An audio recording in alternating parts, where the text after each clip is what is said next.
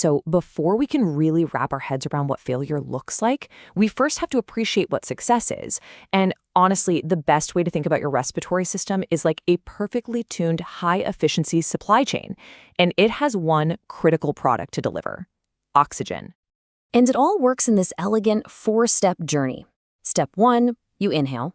Obviously, you pull oxygen into millions of tiny air sacs deep in your lungs. Step 2, that oxygen has to cross an